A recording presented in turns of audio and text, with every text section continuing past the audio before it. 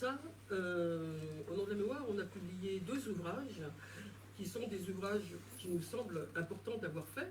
J'espère que vous partagerez cette rencontre avec à la fois l'envie de vous faire connaître ces 2 livres, cette rencontre. Et je vais tout de suite donner la parole à Mehdi Lalaoui, qui va nous parler de Monique Hervaux, qui est une grande dame, une femme juste, comme on dit, aussi dans l'histoire, parce qu'il vient de publier ce livre, Monique Hervaux, une mémoire en partage. Mehdi. Oui, alors je tiens à excuser Monique, qui devait être des nôtres ce soir, mais Monique a 94 ans. Voilà. Et donc, il était prévu qu'elle soit avec nous toute la semaine, jusqu'à la manifestation du dimanche 17 octobre. Mais à 94 ans, elle est en train de recevoir beaucoup de journalistes qui vont dans sa petite caravane à 100 km de Paris. Elle est très très fatiguée. Donc voilà. Peut-être que demain, au musée d'histoire de l'immigration, elle sera avec nous, parce qu'on lui dédie un hommage à une pièce qui s'appelle Monique H. Nanterre 1961. Bon, si elle ne vient pas, il faudra l'excuser. Monique, c'est une belle personne. C'est une personne auquel on tient beaucoup, parce qu'elle a toute sa vie été solidaire des plus démunis, pas seulement des familles algériennes, mais des plus démunis. Aujourd'hui, elle vit dans une caravane à 100 km d'ici, dans un camping, parce qu'elle s'était jamais occupée d'elle, elle s'était toujours occupée des autres. Il nous a semblé important de lui rendre hommage à travers un livre et aussi un film, parce que Monique, très tôt, a vécu au bidonville de Nanterre. Elle a vécu au bidonville de Nanterre de 1958 jusqu'à sa résorption en 1971. Ensuite, elle s'est occupée à partir de 1972 de la résorption des habitats insalubres en région parisienne et des foyers aussi. Et Monique a la particularité dans cette histoire qu'on porte avec de nombreuses personnes sur la connaissance et la reconnaissance du 17 octobre 61. Monique, parce qu'elle vivait dans le bidonville de Nanterre, le bidonville de la folie, parce qu'il y avait 7 bidonvilles à Nanterre. Le bidonville de la folie, c'était le plus grand bidonville d'Algériens de la région parisienne. Il y avait 10 000 habitants, femmes et enfants. Monique était au milieu de ces familles algériennes. Et le 17 octobre 61, Monique participe à la manifestation des familles algériennes dans le cortège qui va de Nanterre, des bidonvilles de Nanterre, jusqu'au pont de Neuilly. Il y a eu une dizaine de cortèges qui ont tenté de s'organiser le mardi 17 octobre 61. Et Monique était dans ce cortège. Et toute sa vie, elle a eu comme préoccupation de témoigner, de livrer son témoignage. Et dans ce livre, il y a le témoignage de Monique sur le 17 octobre 61. Elle ne parle pas seulement de la soirée du 17 octobre 61, son témoignage est vraiment bouleversant parce qu'elle était non seulement actrice mais observatrice de cette arrivée sur le pont de Neuilly, sur une pente où elle pouvait voir les gardes mobiles qui barraient le pont de Neuilly, et le moment où la police a tiré à bout portant dans la foule. Voilà. Elle témoigne à travers ce livre, à travers un témoignage qu'elle avait fait déjà il y a un certain nombre d'années, en 71, aux éditions Maspero. Elle témoigne du 17 octobre, mais de l'avant, et surtout de l'après. Elle témoigne d'un fait très peu connu, même chez les militants et les militantes, c'est des manifestations des femmes algériennes qui, par centaines, quelques jours après le 17 octobre 61, sont descendues dans la rue. Ces femmes qui ont pris sous leurs bras leurs enfants pour réclamer la même chose, la libération de leur pays, l'Algérie, mais aussi la libération de leurs hommes, de leurs frères, de leurs maris, de leurs oncles, qui étaient emprisonnés parce que, à l'issue de cette manifestation, Monique a dit on était bien plus que 30 000.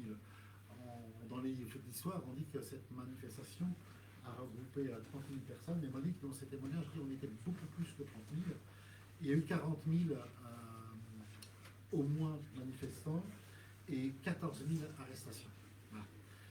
Cette mémoire et ces arrestations viennent en résonance avec ce qui s'était passé 20 ans plus tôt dans les rues de Paris, parce que cette fois-ci aussi, 20 ans plus tard, en octobre 61, on a réquisitionné des bus de la RATP pour convoyer ces Algériens qui manifestaient dans un certain nombre de lieux à Paris où les sévices ont continué, où des morts ont été comptabilisés.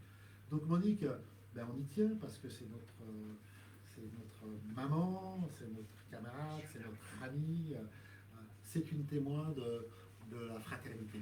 Voilà. Elle témoigne de cette fraternité qu'elle a eue pendant toutes ces années avec les familles algériennes. Et nous, dans notre combat pour la reconnaissance du 17 octobre 61, on interpelle depuis de nombreuses années les pouvoirs publics, les plus hautes autorités de l'État, comme on dit.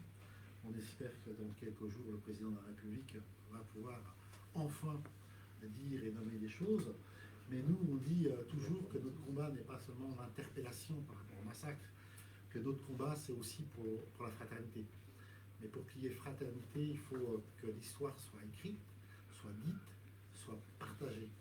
Parce que nous, les descendants d'Algériens, même si nous sommes de nationalité française aujourd'hui, on a une histoire, et cette histoire, pour qu'on puisse marcher sur nos deux jambes dans ce pays, il faut qu'elle soit reconnue. C'est une question de dignité. Et tant que cette histoire n'est pas nommée, reconnue, eh bien, on se battra pour mettre en partage cette histoire, revendiquer la reconnaissance et la connaissance de cet événement. On faisait une conférence de presse ce matin avec Samia et de nombreuses autres associations, et je disais que 60 ans plus tard, pourquoi la dignité, pourquoi la fraternité, 60 ans plus tard, en octobre 2021, on n'a que 3 morts officiels de cet événement. 2 Algériens et un marinier, un jeune appelé, qui s'est fait tuer devant le Rex par hasard. On n'a que 3 morts officiels, alors qu'on sait qu'il y a eu des centaines de morts. Il y a eu des assassinats, il y a eu des assassins. Les assassins ne sont jamais nommés, c'est la police parisienne. Personne n'a été poursuivi. On a pu assassiner des centaines d'Algériens dans les rues de Paris, dans les rues de la capitale. Pas une seule poursuite, pas une seule condamnation. Voilà. On prolonge ce combat pour la vérité, pour la dignité, mais aussi pour la fraternité, comme le fait Monique, parce que cette fraternité, elle peut exister, mais que si les choses sont dites, si les choses sont nommées. Voilà. On espère qu'avoir Monique demain dans cette pièce auquel on lui rend hommage à Musée d'Histoire de l'Immigration. Et voilà. La gueule du loup de Kateb Yassine. Peuple français, tu as tout vu. Oui, tout vu, de tes propres voeux. Tu as vu notre sang couler. Tu as vu la police assommer les manifestants et les jeter dans la Seine. La Seine rougissante n'a pas cessé les jours suivants de vomir à la face du peuple de la commune ses corps martyrisés. Ils rappelaient aux Parisiens leur propre révolution, leur propre résistance. Peuple français, tu as tout vu. Oui, tout vu de tes propres yeux. Et maintenant, vas-tu parler? Et maintenant, vas-tu te taire? Je vais vous lire un autre texte maintenant. Celui-ci est donc de Kateb Yassine. Il date de 1961. Et je suis très heureuse que ce soir dans la salle soit présent un auteur algérien, Abdelkader Djemaï, qui a eu aussi envie d'écrire le 17 octobre 61. La pluie pleurait sur eux. C'était un mardi 17 octobre, en fin d'après-midi, à l'heure des feuilles mortes. Les mains nues, le pas calme et le cœur en automne, ils entrèrent dans la ville, par Pantin, Nanterre, Puteaux et d'ailleurs. La tour Eiffel montrait ses jambes, le fleuve ses veines vertes et bleues.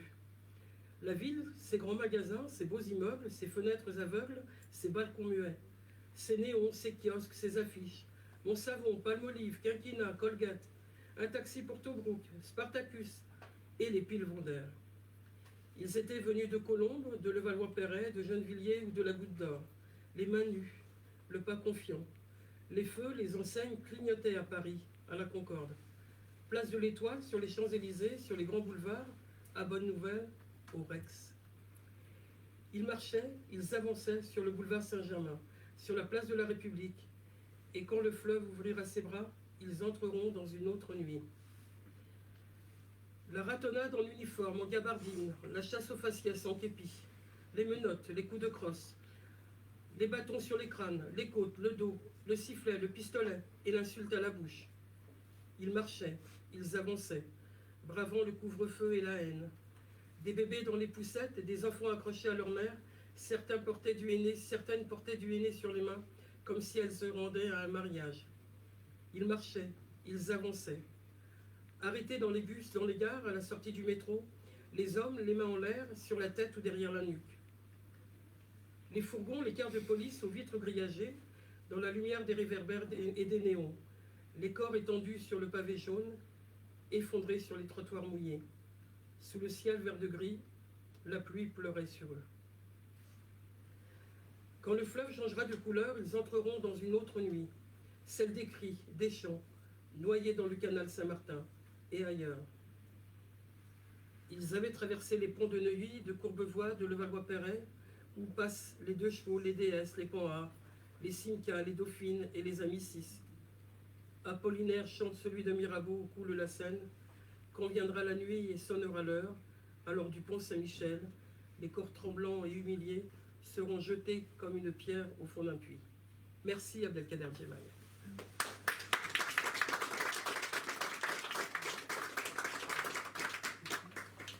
On va poursuivre encore un moment ce partage avec Mehdi de cette femme exceptionnelle qui était Monique Hervaux, parce que Mehdi, tu l'as rappelé, elle avait, c'était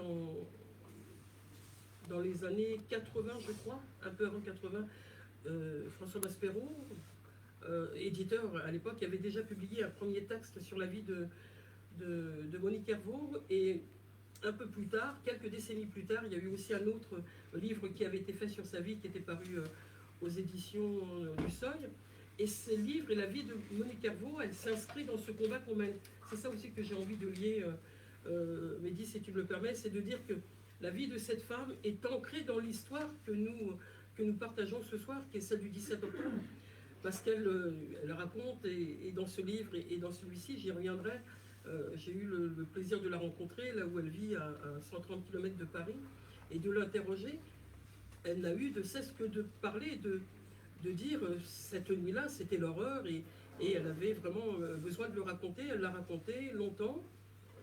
Elle en est à l'âge qu'on a dit, à encore en parler avec à la fois force et vraiment conviction, que de rappeler que cette histoire est inacceptable dans cette République, parce qu'elle s'est battue aussi sur d'autres combats. Dans sa première jeunesse, elle se battait déjà en 1945 contre l'histoire sombre de 1944. Et donc elle avait comme ça cet engagement en elle, Monique Hervaux. Donc moi, quand je l'ai rencontrée, j'étais complètement émue, parce qu'elle, d'abord, on devait la rencontrer pas très longtemps, autour d'un repas qui n'en finissait pas parce qu'elle ne mangeait pas, elle nous racontait. Et je crois que raconter une vie d'une femme comme Monique Hervaux, et comme d'autres, qui sont des battants, qui sont éprises de combat, de vérité, de justice, de dignité, comme il a été dit, mais on le rappelle souvent qu'il est question de dignité dans cette histoire, de reconnaissance pour nos parents. Moi, je suis très attachée aussi à l'histoire, qui n'est pas qu'une histoire personnelle. Je quitte très souvent le jeu quand je témoigne du 17 octobre 61. Elle est certes l'histoire de nos parents, mais elle est l'histoire de tous, je le répète. Donc, raconter des histoires de citoyens, de citoyennes, c'est le travail qui est nécessaire pour qu'on aille vers cette vérité, ce 60e anniversaire. J'ai mieux parlé de commémoration que d'anniversaire d'ailleurs. Ce 60e rendez-vous avec le 17 octobre 61, il a du sens, à notre avis, dans ce collectif qu'on porte avec Mehdi, que s'il est entendu effectivement dans ces mots qui sont ceux de l'histoire et de l'histoire politique, c'est-à-dire que ce 17 octobre 61, c'était un massacre, c'était un crime d'État, ils n'ont pas été nommés, les responsables, ça vient d'être dit. Mais je crois que le dire avec fermeté, en tant que citoyen, en tant que militant, en tant qu'historien, parce que les historiens sont aussi dans cette pensée-là, on ne peut pas dire qu'il y avait 3 morts. Quand Jean-Luc Einaudi, pour le nommer et en souvenir de qui était cet homme, qui était un citoyen, hein, éducateur spécialisé, le monsieur. Hein, et un jour, il a entendu parler de la manifestation du 17 octobre 61. Il s'est dit, mais qu'est-ce que c'est que ça? Il y a eu des morts, mais on dit qu'il n'y en a que 3 et je vais creuser. Ben, il a creusé, il est allé aux archives fluviales, il est allé aux archives des hôpitaux de Paris, et là, il a eu le grand carnet où il y avait l'énumération nommée. Donc il faut nommer l'histoire, mais il faut aussi nommer ceux qui sont morts. Et il a recensé comme ça plus de 150, entre 150 et 200 hommes qui avaient été morts à l'hôpital des suites des coups reçus de matraque, comme on vient de le lire, à la fois dans la poésie, mais dans la réalité, profondément dans la réalité, ou aussi noyés, ligotés par les mains et par les pieds, et jetés dans la Seine. Donc voilà des faits qui sont... on n'est pas dans le sensationnel, on est dans une histoire vraie. Donc nous, on dit tout, on dit voilà ce qui s'est passé, et puis il faut qu'on avance et qu'on dise l'histoire. Alors effectivement, depuis le temps qu'on bataille, lui et moi et beaucoup d'autres, hein, sur la reconnaissance du 17 octobre 61, on se dit qu'il y a eu des avancées. Certes, il y a eu des plaques commémoratives sur le pont Saint-Michel, à Tulle, à Grenoble, à Strasbourg et ailleurs, plus de 50 villes. Hein.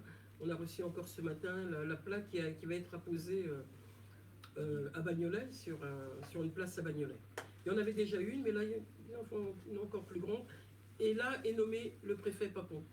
Les Algériens sont morts sous la répression, sous les ordres de Maurice Papon, préfet de police. C'est pas rien, on avance. L'exigence qu'a le collectif pour cette 60e commémoration, c'est bien d'entendre la responsabilité de l'État d'hier et que l'État d'aujourd'hui, qui dans d'autres histoires a déjà pris à la fois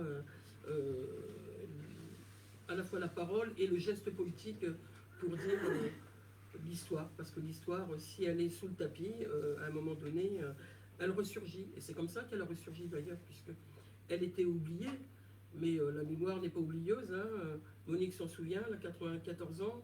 Jamila Amran, une autre dame qui était ici à la CB il y a 1 an, se souvient encore.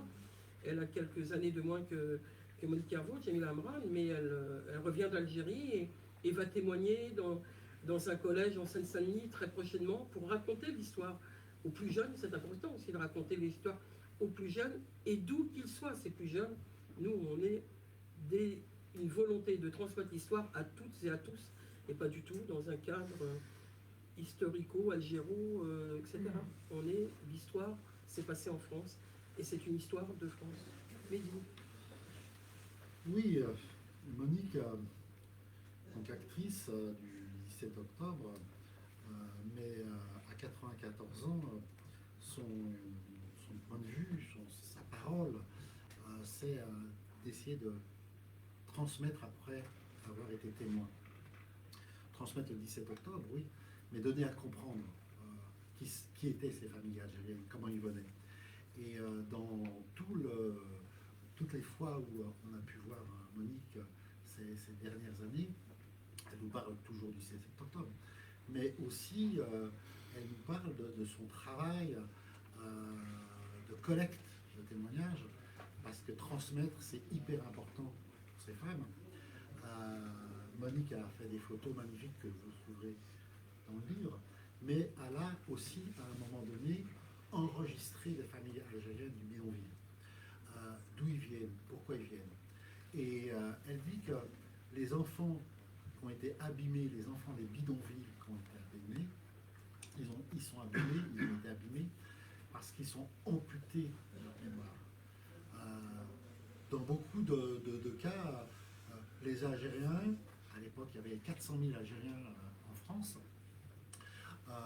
300 000 en région parisienne, donc c'était énorme. À l'époque, ces Algériens, ce sont des travailleurs, ils sont dans les usines, ils sont dans les chantiers. Monique a voulu savoir comment, pourquoi ils venaient. Et dans ces témoignages, la guerre de libération, on appelle la guerre de libération là-bas, la guerre d'Algérie qu'on appelle la guerre d'Algérie ici, est omniprésente. Ce sont tout le temps des récits de villages détruits, de parents assassinés, d'exactions qui font que ces Algériens sont obligés de fuir. Et Monique aura aussi un rôle important parce que pour faire venir un certain nombre de familles auprès des hommes célibataires, des hommes isolés, pas célibataires, pour faire venir les femmes et les enfants, avec ses amis du service civil international, elle fera des faux papiers, des faux certificats de travail pour pouvoir, donc, un certain nombre de gens fauchaient des tampons, fauchaient, j'aime bien l'expression Monique, elle dit on fauchait les tampons dans les mairies. Ils fauchaient donc les tampons dans les mairies, et elle les confectionnait. Elle avait fait les beaux-arts, hein, au sortir de la guerre, elle avait fait les beaux-arts, donc elle avait une dextérité pour faire le vitrail, mais aussi les faux papiers. Et donc, elle a pu faire venir un certain nombre de familles pour rejoindre dans des conditions insalubres, certes, mais que les maris ne soient pas séparés de leurs enfants et de leurs femmes dans cette période-là. Et elle témoigne de la situation coloniale. Et ça, c'est très très important, parce que dans ce témoignage-là, on comprend la violence de ce qui était la situation coloniale pour les Algériens, et on comprend la contrainte qui reposait sur la vie ou la mort, qui les a amenés à venir ici. Et elle témoigne de ces vies de bidonville en interrogeant les gens. Tous ces témoignages-là sont à la contemporaine. Il y a, je ne sais pas, quelque chose comme 300 heures d'enregistrement des familles sur leur itinéraire de bidonville. Et ça, Monique, elle pense que pour construire la mémoire de ces enfants qui a été amputée, il est important qu'on connaisse l'histoire. Mais pas seulement par rapport aux familles algériennes ou aux enfants, par rapport aussi à nos concitoyens de France. Parce que l'immigration algérienne, c'est pas le jour se lève, on a 400 000 Algériens, ils sont dans les bidonvilles, ils sont dans les usines, ils sont dans les chantiers. Il y a des histoires personnelles, il y a des itinéraires. C'est l'histoire d'immigration, c'est l'histoire de notre pays. Voilà. On a fait une pièce pour rendre hommage à Monique Herlot, une pièce qui va être jouée demain donc, au musée d'histoire de l'immigration, où il y a Monique, qui est représentée par une comédienne qui s'appelle Myriam Amaouchen, et une autre comédienne, une Algérienne, qui est représentée par Nathalie Join. Donc la comédienne d'origine française, c'est l'Algérienne, et la comédienne d'origine algérienne, c'est Monique. Et il raconte à travers cette pièce qui va être jouée demain, ces morceaux de vie, ces morceaux de souffrance, ces itinéraires, mais aussi quelque chose de très important, cette solidarité avec les familles dans des périodes où Monique dit c'est pas imaginable ce que ces familles ont pu vivre et subir pendant toutes ces années. Je terminerai en disant qu'un jour je téléphone à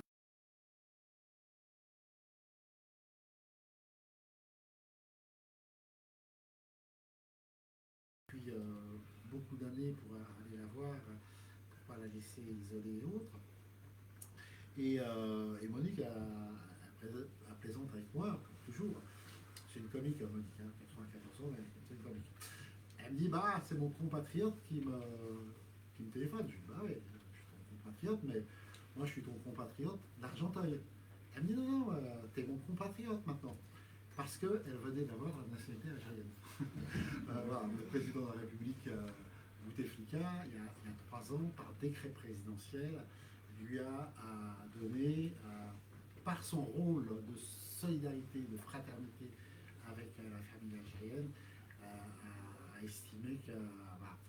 et Monique a son passeport algérien qu'elle montre de façon très, très digne et très fière aussi. À l'évocation de l'obtention de sa nationalité algérienne, le visage de Monique s'illumine. Pour moi, nous confie-t-elle en ce printemps renouvelé, c'est en quelque sorte l'aboutissement de mon chemin de vie. Cette nationalité, ce n'est pas un bout de papier comme un autre, mais la reconnaissance et la preuve que j'appartiens à cette communauté aux côtés de laquelle j'ai vécu durant des décennies, et pas seulement les périodes les plus sombres. Elle s'interrompt et regarde à travers l'entrebâillement de sa porte. Ces canards sauvages picotent ses grains. En y réfléchissant, je n'étais pas aux côtés, mais avec eux, complètement avec eux. J'ai tout partagé avec les familles algériennes et j'ai aussi beaucoup appris sur l'humain. La vie, la mort, le respect et l'humilité. C'est en ayant acquis ce bagage que je suis maintenant une Algérienne. Elle éclate alors d'un rire sonore et malicieux qui fait fuir les palmipèdes de son champ de vision. Venu du ciel, un rayon orangé transperce un hublot de sa caravane. Il éclaire sa table de travail où sont posés les feuillets de son dernier manuscrit, la promesse d'un nouveau partage. Extrait du livre Monique Herveau, Une mémoire en partage de Mehdi Lalaoui.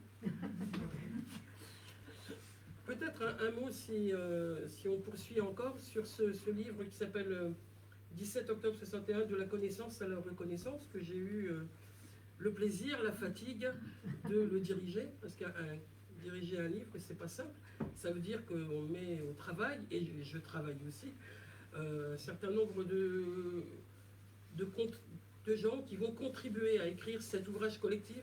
Ça va d'un historien, en passant par un témoin, en passant par retrouver des images d'archives, retrouver des affiches qui ont été cette histoire. Hein. J'ai rappelé en introduction qu'effectivement on était dans une avancée depuis quelques décennies. Donc il y a dans ce livre Benjamin Stora qui en a fait la préface, mais il y a aussi dans ce livre des témoignages, un témoignage d'Olivier Lecourt-Grand-Maison, de Gilles Manson, et puis d'autres, de Mehdi Lalaoui, pour présenter tout le travail au nom de la mémoire, de David Assouline, qui est sénateur et qui a œuvré en son temps, et c'en était la première plaque commémorative sur le pont Saint-Michel. C'était pas rien, c'était une avancée, c'était la première d'ailleurs, ça tombait bien, puisque d'autres ont suivi. Et il y a aussi ce qu'on dit, ce qu'on rappelait encore ce matin, il y a quelque chose de l'ordre de la nationalisation du 17 octobre 61, ça veut dire que ça a entraîné tout le territoire, puisque si je rappelle qu'il y a une cinquantaine de plaques un peu partout, ça veut dire qu'il y a des hommes et des femmes, des militants, des élus qui ont pris la responsabilité de faire voter, de faire apposer une plaque sur le pont de l'Isère ou sur une place à Strasbourg. Ça veut dire qu'il y a vraiment une volonté collective. Et je crois que ce livre que vraiment j'ai travaillé depuis plusieurs mois, et voilà, comme un aboutissement de ce qui s'est passé depuis tant d'années pour la reconnaissance, de la connaissance et la reconnaissance. Parce que quand on parle de connaissance, ça veut dire que avant qu'on connaisse l'histoire, elle n'était pas connue, me direz-vous, la vérité de la palisse, mais en même temps, ça veut dire que certains la connaissaient et la taisaient. Donc là aussi, il y a quelque chose de l'ordre de quelque chose qui est intéressant. Dans ce livre collectif, il y a d'ailleurs une contribution de Tassadit Yassine, qui est une femme anthropologue et qui a fait un texte que je trouve très intéressant au milieu des autres, et qui rappelle combien c'était difficile, mais important, que les parents racontent le 17 octobre à leurs enfants. Et elle raconte comment la parole s'est libérée plus tard, ou ne s'est pas libérée, mais qu'on porte, nous, qui sommes issus de cette histoire du 17 octobre 61, comment on l'a connue, comment elle a été vécue, et comment elle sera transmise à nous qui avons aujourd'hui des enfants, et comment d'une génération à une autre, on peut le porter à la fois douloureusement, quand il y a eu des disparus, effectivement, des grands-parents qui sont plus là, mais raconter aux petits-enfants que leur père peut être mort des suites de cette violence et ce massacre du 17 octobre, et comment aujourd'hui on se construit à la fois individuellement et collectivement dans l'espace où nous vivons, que ce soit ici en France ou que ce soit en Algérie. Et elle donne l'exemple d'une femme algérienne qui manifestait et qui est retournée après vivre en Algérie et qui a des enfants et qui ont porté aussi le silence de leur mère. Voilà, les histoires ne sont pas l'histoire de l'immigration, après tout, comme les histoires tout court de vie ne sont pas toutes pareilles, elles sont singulières à chaque fois. Et donc là, on a à la fois un exemple assez intéressant d'une histoire qui peut, où on peut se retrouver ou pas, mais qui révèle tout à fait ce qui s'est passé dans ce qui a été dit du 17 octobre 61. Dans l'aspect littérature aussi, dont je disais qu'il y avait aussi plusieurs champs qui pouvaient aborder la littérature, je souligne aussi la présence Mustapha Arzoum, qui est journaliste et en migration et qui est ici à l'ACB, qui œuvre beaucoup pour promouvoir la littérature. Il est un homme de littérature, Mustapha Arzoum. Il a fait une introduction à tous les textes qui allaient suivre. Il y a un texte de Jeanne Benhammer, de Faiza Gain, de Didier Deninx aussi, qui était un premier livre aussi sur le 17 octobre, au travers une histoire policière.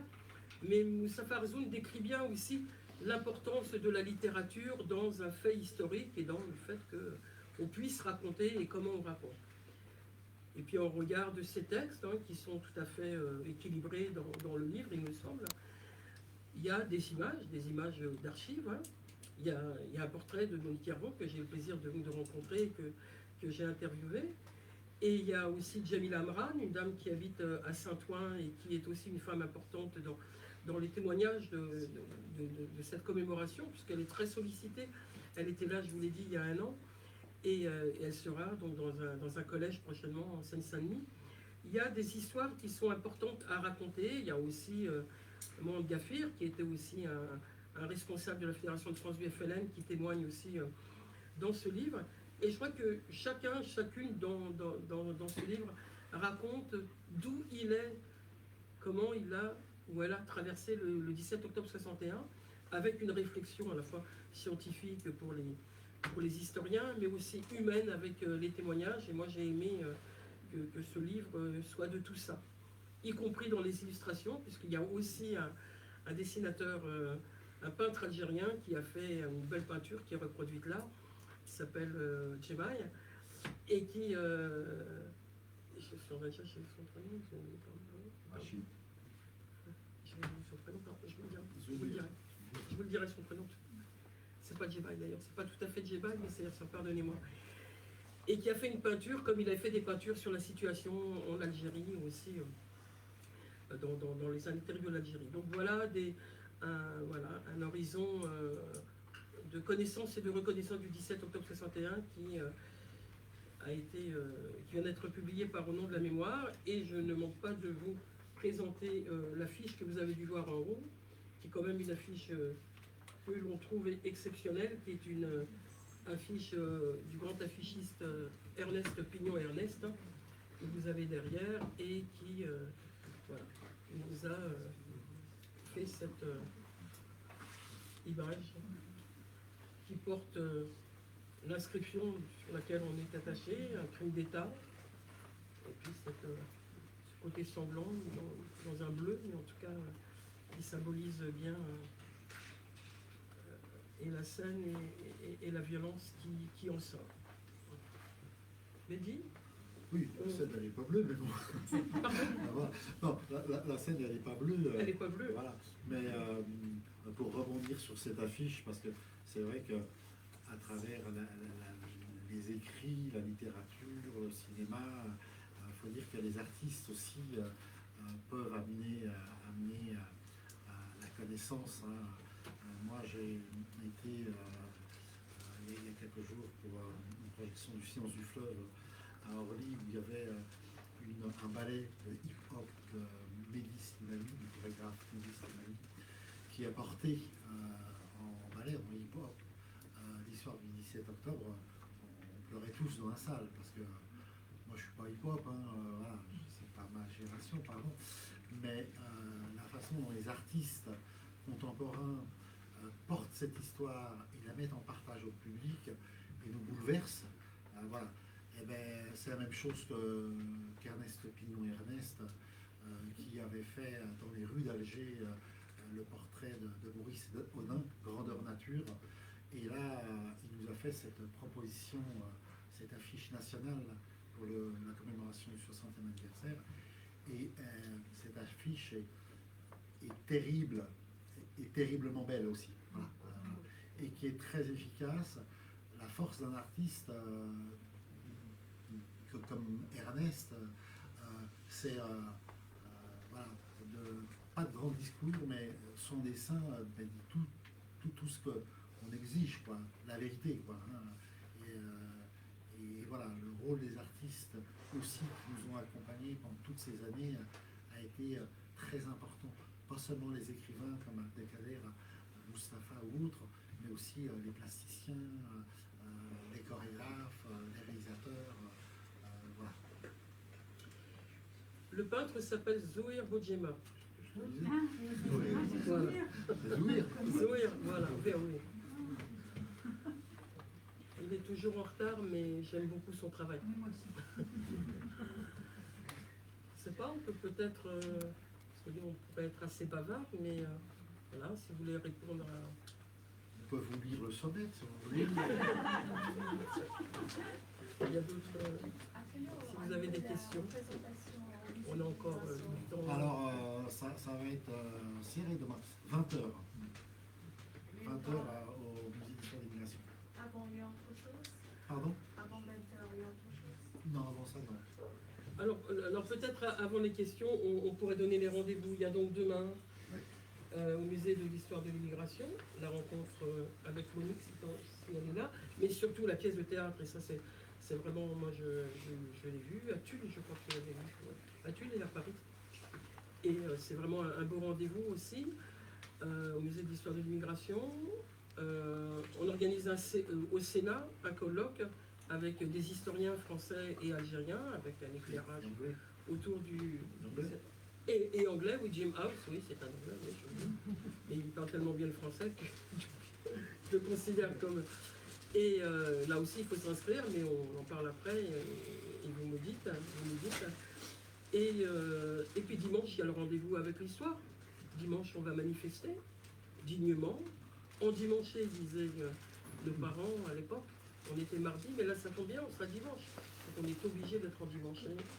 Et digne, manifestation pacifique aussi, évidemment, mais avec une exigence et une détermination toujours, on l'a dit, pour la reconnaissance et les mots forts qu'on attend, parce que à chaque fois les journalistes, qu'est-ce que vous attendez comme déclaration? On verra qu'est-ce qu'il nous dira, comme dirait l'autre. Mais nous, on aura une réponse, en tout cas, à ce qu'il nous sera dit et proposé comme reconnaissance, parce que déjà, on le sait, hein, le bruit court que entre octobre 61 et cette année 2022, qui va être les 60 ans de la fin de la guerre, il va dire, faire des déclarations. Il en a fait, je l'ai rappelé tout à l'heure, il y a quelques semaines, et il en fera d'autres. Donc, nous, on n'est pas en deçà de ce qu'il a déjà fait sur la reconnaissance quant au 17 octobre 61. Il y a des exigences.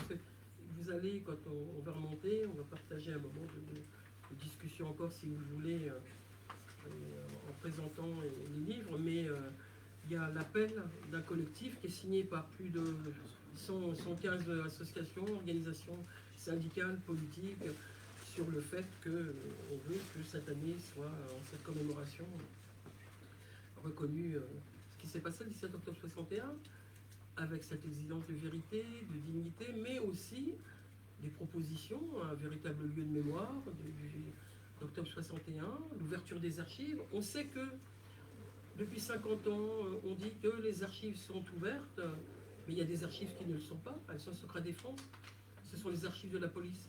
Je rappelais tout à l'heure que les archives avaient été ouvertes pour le livre de Jean-Luc Kennedy, La bataille de Paris. C'était les archives fluviales et des hôpitaux, mais il n'a jamais pu avoir accès aux ouvrages, aux archives de la police. Donc voilà, plus on aura ouvert la vérité, plus on aura avancé dans ce qui nous anime, ou en tout cas ce qui nous traverse, de vouloir savoir ce qui s'est passé dans cette histoire commune. Je vous remercie. Des questions, on est là. Oui. Juste pour compléter un petit peu sur les archives, je crois que les archives de la police avaient été au moins partiellement ouvertes à Jean-Paul Brunet. À qui? Jean-Paul Brunet. Ah, Brunet. Ah. L'auteur de... Il a des portes ouvertes, Brunet. Non, c'est pour dire, moi c'était vous. Oui, Et non, juste mais... pour citer une personne. Après, il y a des archives de la police qui sont sans doute ouvertes, mais tout n'est pas ouvert, voire même beaucoup a disparu, quoi. Il y a beaucoup d'archives qui ont disparu, ça c'est un historien qui le dit, hein, dans une déclaration. Et quand, vous savez, Jean-Luc Kennedy, qui n'est plus aujourd'hui, il avait été attaqué par Papon. Il avait eu un procès en diffamation, et nous on est allés au procès On est d'abord allé au procès de Papon à Bordeaux, avec Jean-Luc Hénody, avec d'autres. Hein. On était un groupe comme ça pour rappeler que ce Papon en 42, c'était plus tard en 61, il commettait cette même violence. Et au procès à Paris, attenté par Papon à Jean-Luc Hénody, il n'a pas été capable de donner des chiffres, il est resté. Voilà. Et Jean-Luc Hénody, il a gagné d'ailleurs hein, son procès. Hein, il a été condamné à l'époque, c'était avant 2000, donc à 1 franc symbolique, je crois. Donc la vérité, elle est essentielle, elle est importante pour comprendre l'histoire. Sinon, et cette histoire d'archives policières, elle est urgente. Mais des historiens le disent. Hein, les archives de la police, il y a un historien qui l'a dit il n'y a pas très longtemps, à la télé d'ailleurs, que les archives de la police sont secret défense. C'est estampillé comme ça. Après, je ne sais pas plus. Les archives de l'armée aussi. Hein, et les archives de l'armée. Mais Oui. pour dire ce que vous citez à l'ouverture des archives de Jean-Paul Bonnet, c'est un livre qu'il a fait qui s'appelle Police contre FLN. Et c'est un livre qui est fait pour contrecarrer les techniques de Jean-Luc Hénody, on va être clair. la police parisienne. C'est la police qui veut faire les archives. Donc, voilà. C'est ça. Et donc, dans son livre, il dit non, mais tout ça, c'est pas vrai. Les morts de l'automne 61, c'est les règlements de compte MNA-FLN. C'est un livre, donc c'est un historien sur monsieur, hein, Jean-Paul Bonnet. Ah oui. C'est un livre pour dire circuler, il ne s'est rien passé. En réalité, il y a eu des morts, mais c'est pas la police, c'est les Algériens entre eux. Voilà. Ce qui est franchement scandaleux et ce qu'on appelle aujourd'hui du révisionnisme. Les archives de l'armée sont aussi fermées, elles n'ont pas été toujours. Dans plusieurs périodes récentes, il y a des périodes d'ouverture, sous Macron, sous François Hollande, mais on dirait que dans notre pays, le pays démocratique, si on fut, il y a un État dans l'État. C'est-à-dire que parfois, les archives s'ouvrent, se ferment, s'ouvrent, se ferment. Aujourd'hui, on est en fermeture des archives. Et l'interpellation du président auprès du président Macron, c'est de dire il faut que pour qu'il y ait la vérité, pour qu'il y ait la connaissance, pour qu'il y ait le partage, pour qu'il y ait ce que tout citoyen a droit, voilà, c'est notre histoire.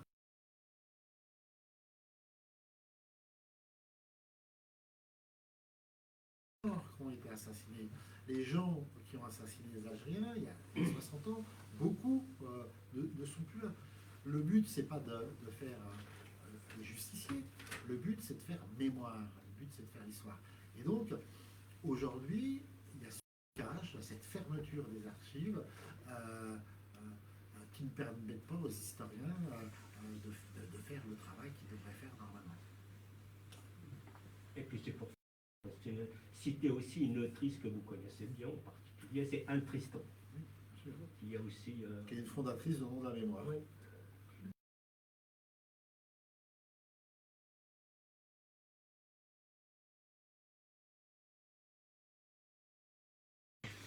Il s'est fait en même temps. Tout comme Martre pour mémoire, avec l'éponyme du téléfilm qui a été cité. Alors, c'était celui-là qui avait fait le plus grand bruit à l'époque, 1985. 6. Mettez-moi une.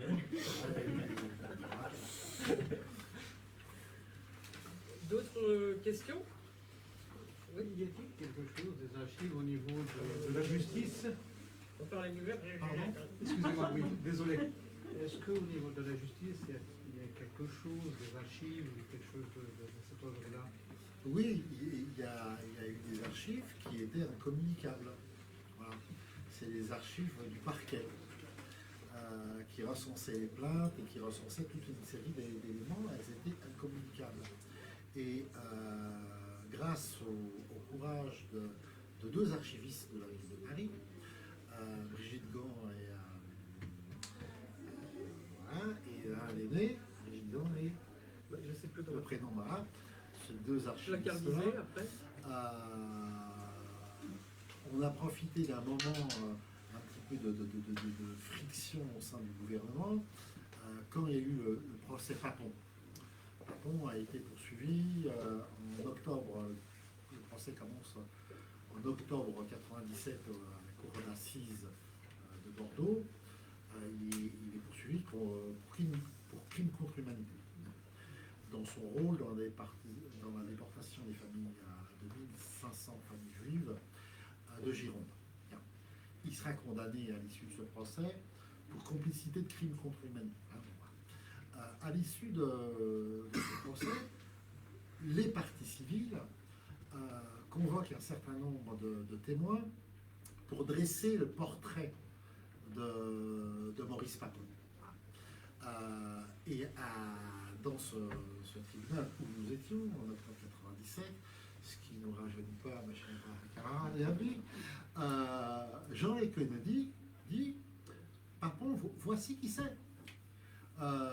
C'est un haut fonctionnaire qui a fait des saloperies en Gironde en 1943, qui a animé un centre de torture, la Fernandesiane, à Constantine, au Dégame, et qui a assassiné des dizaines d'Algériens à Paris en octobre 61. C'est ça qui va faire que Papon va porter plainte contre Kennedy. Voilà. Hein. Mais à cette époque-là, voilà. Donc parce qu'il y a toute la presse internationale.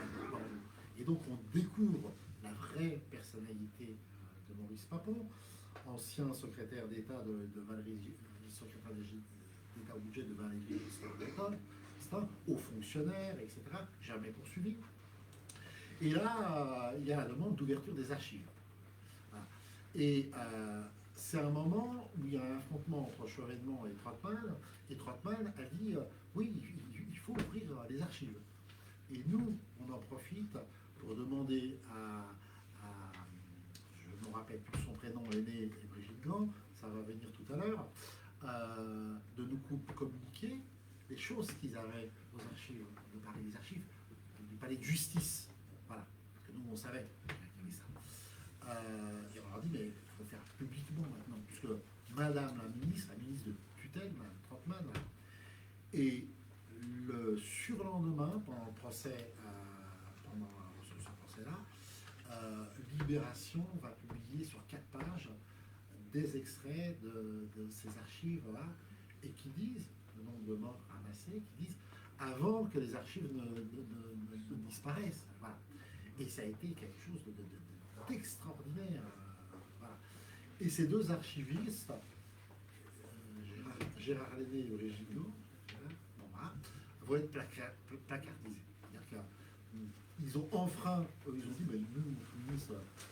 mais tant qu'il n'y a pas de directive écrite gouvernementale, ils ont commis un délit, donc ils ne sont pas sanctionnés parce que ça serait trop grave, mais ils vont être mis au placard pour avoir dit la vérité, dit ce que tout le monde sait, mais là il y avait des preuves d'archives qui n'étaient pas communicables, qu'ils ont communiquées et que nous avons communiquées à la presse très rapidement.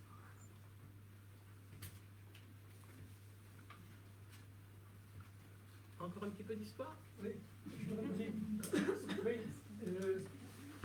en octobre 61, les négociations avec le FLN et le gouvernement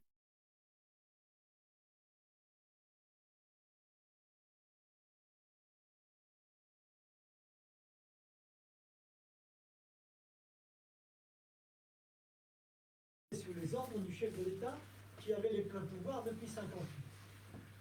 Est-ce que cela n'est pas une épine qui est un peu délicate pour ouvrir les archives de la police? Oui, bien sûr. Et ça explique quelque chose d'incompréhensible. C'est-à-dire que on est à l'issue de 8 années de guerre. Les accords, ce qui va donner les accords d'Évian, les négociations par rapport à Évian, elles s'ouvrent officiellement. Parce qu'il y a eu Lugrin, il y a eu, pendant 3 ans, il y a eu des tentatives clandestines, il y a eu Melun, il y a eu Lugrin, mais à partir du mois de 61, c'est officiel. Il y a une négociation qui s'ouvre avec le FLN. Et tout le monde tout le monde pense qu'on va être sur la fin de cette guerre. Bien. Mais au sein du gouvernement du général de Gaulle, qui est président de la République depuis mai 1958, c'est pas un gouvernement homogène. Le gouvernement de Gaulle va entamer des négociations pour l'indépendance, mais son Premier ministre, Michel Debré, il est pro-AS, il est pro-Algérie française. Et il va faire tout ce qu'il est possible pour saboter ces accords qui vont être signés à Évian quelques mois plus tard.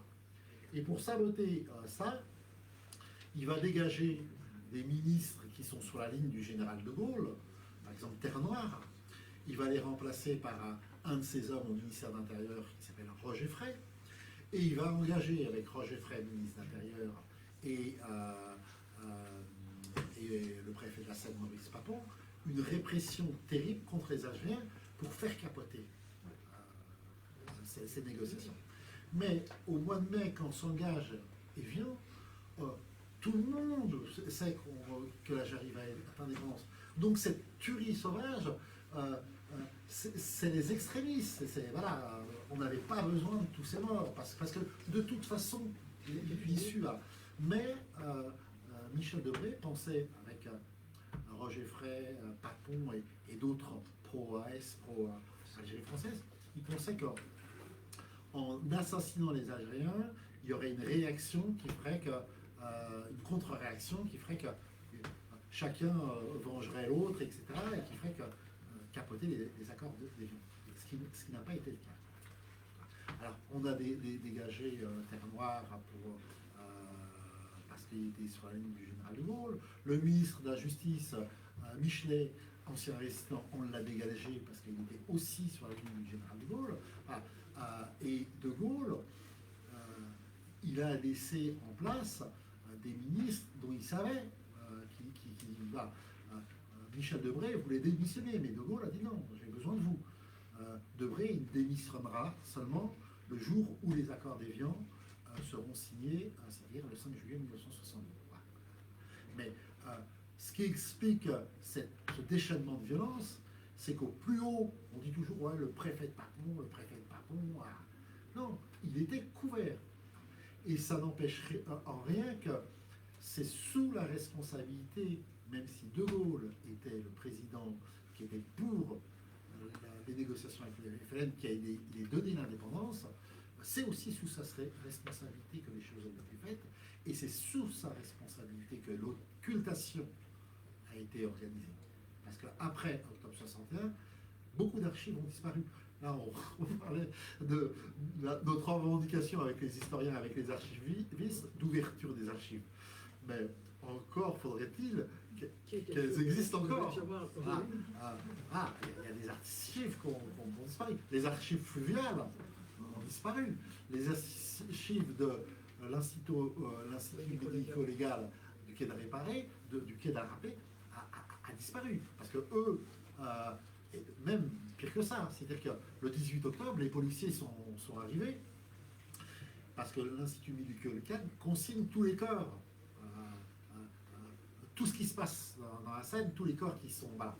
Et donc l'Institut médico-légal avait ramassé plus de 80 corps déjà à partir du 18 octobre. Et les policiers sont venus à l'Institut médico-légal pour rebalancer les corps dans la Seine pour ne pas qu'ils soient, et arracher les pages pour pas qu'ils soient comptabilisés. Voilà. C'est l'histoire de France, c'est l'histoire qui est documentée. Voilà. Et ce qu'on attend depuis 60 ans, c'est que les choses puissent être dites, parce que tout le monde le sait, ça. Tout le monde sait ce qui s'est passé. Moi, je dis quelque chose par rapport à la responsabilité des politiques. En 1995, il y a le président, Jacques Chirac, qui a été capable de dire publiquement ce que tout le monde savait. C'était la police française qui était responsable de la rafle du Veldiv. Mais c'était documenté depuis 3 décennies. Pas les Gestapo, c'était la police française. C'était documenté, c'était écrit, mais personne n'a eu le courage, avant le président Chirac, je ne suis pas un chiracien, mais respect, de dire c'est notre police qui a fait ça. Voilà. Eh bien, on attend dans quelques jours, que le président de la République, Macron, dise c'est notre police qui a fait ça. Il faut ouvrir les archives, il faut que la justice passe et il faut réparer. Voilà.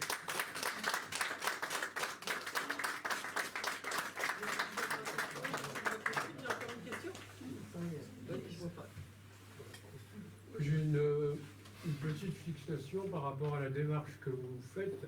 À la fois, je suis émerveillé par rapport à l'association au nom de la mémoire, et en même temps, ça fait des années que ce sujet est traité en France, et une des périodes les plus ouvertes, si vous voulez, c'est lorsque les gens de qui dirigeaient la Fédération de France du FLN, en l'occurrence Boudaoud, sont venus en France. On est allé un peu partout dans les sites où c'était plus que névralgique. Je me dis, à quel moment, dans le contexte actuel, l'Algérie s'en mêlerait de nouveau, et dans la poudrière qui est l'opinion actuelle avec même des lanceurs de flammes, comment une association comme vous, qui, je le répète, est magnifique, se ferait embarquer par les uns ou par les autres? Parce qu'il y a l'Algérie qui guette, à la fois sur le sujet à la raison. Il y a ceux que vous appelez en France pour contribuer à aider à la mémoire et le Veldiv. À mon avis, c'est une prospective magnifique pour faire reconnaître par la France les faits qui ont été vécus. Et en même temps, l'affiche un crime d'État, Paris, c'est vrai, mais on est dans un contexte de guerre, même si vous l'avez évoqué, avec l'histoire de Devray, pas Devray, etc. Alors, juste pour finir, moi, le 17 octobre 1961, j'étais à Paris depuis déjà 1959. J'avais 13 ans. Donc mes parents ont manifesté. Une des voisines a été jetée dans la Seine. Je connais encore son nom. Beaucoup d'Algériens qui étaient là à l'époque. Donc c'est la petite faille où l'Algérie, dans le contexte dans lequel elle se trouve, peut nous emmener au tapis sur des sujets aussi fabuleux que celui-là, pour nous, au nom de la mémoire.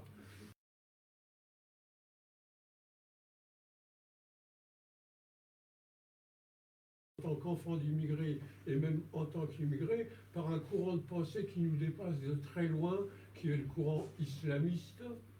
Et vous avez des levées de boucliers complètement anachroniques. Je pense aux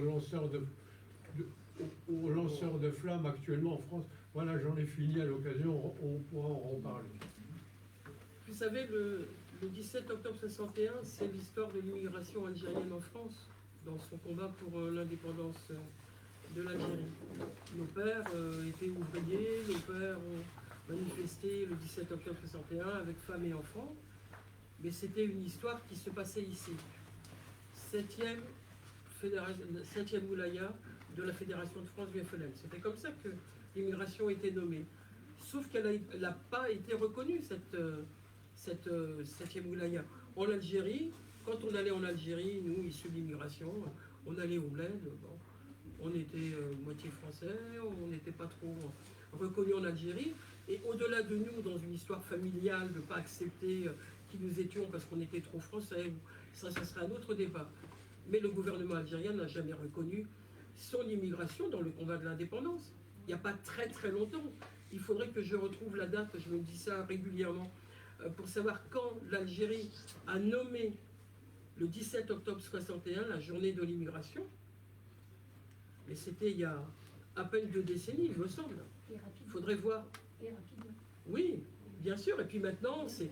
Alors après, il y a dans la presse, et on salue effectivement la presse qui a été plus démocratique les dernières décennies, Liberté, El Watan et d'autres, qui ont souvent parlé de ce que vivait l'immigration en France.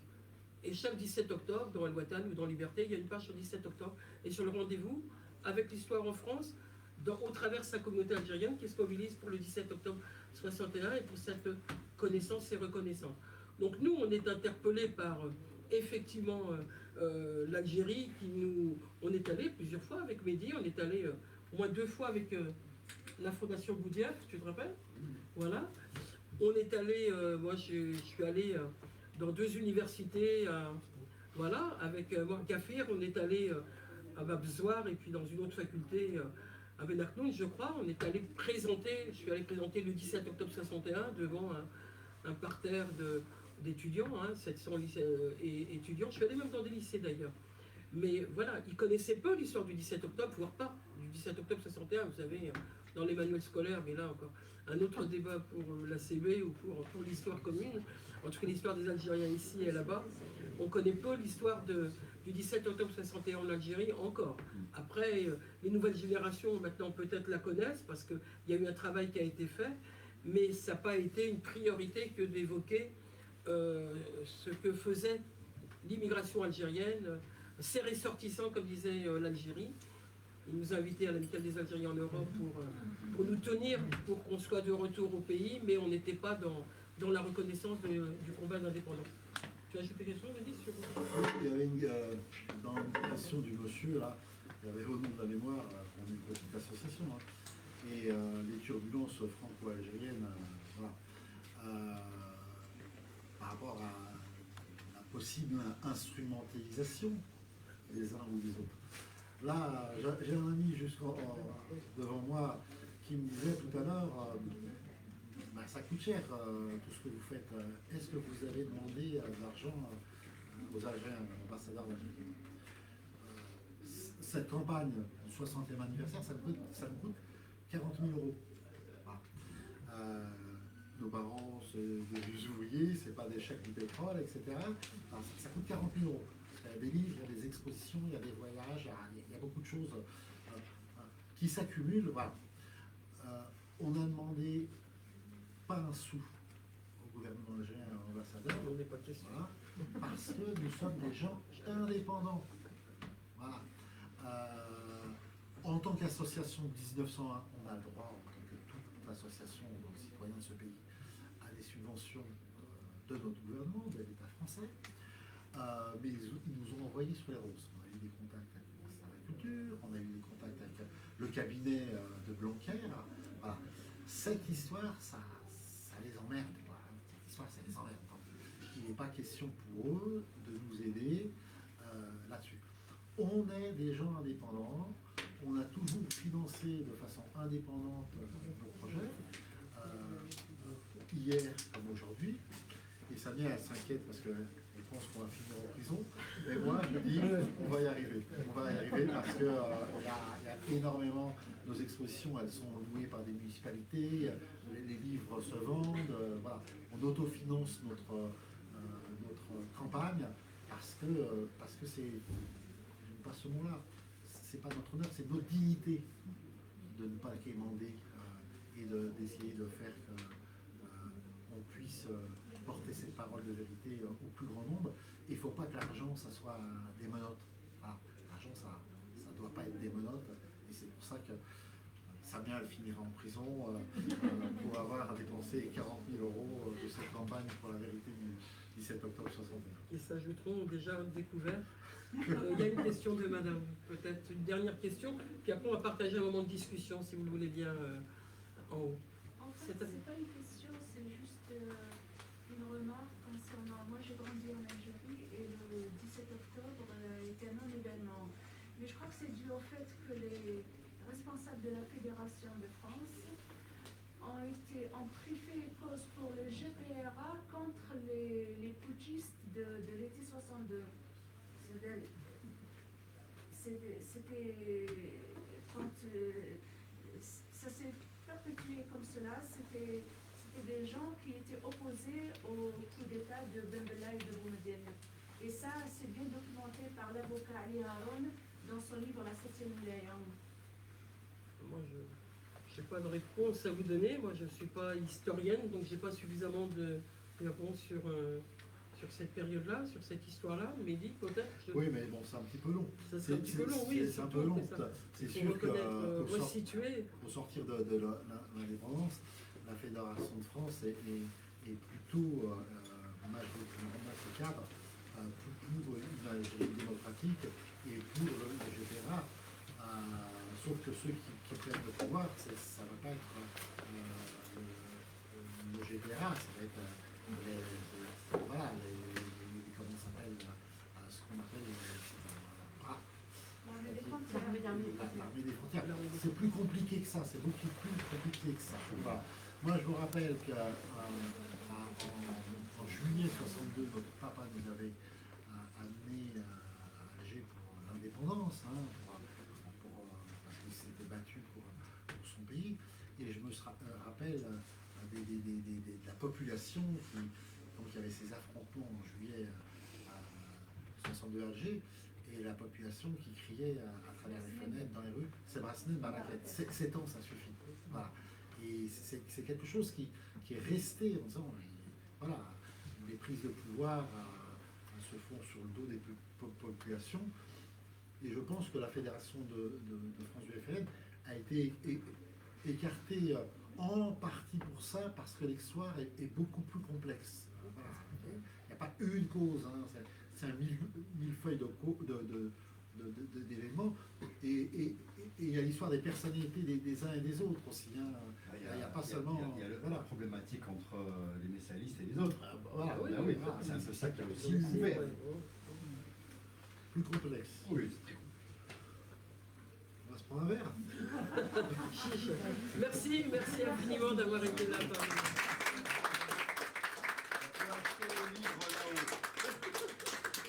On va acheter les livres. Et si quelqu'un a 40 000 euros, Ouais, je suis trésorier.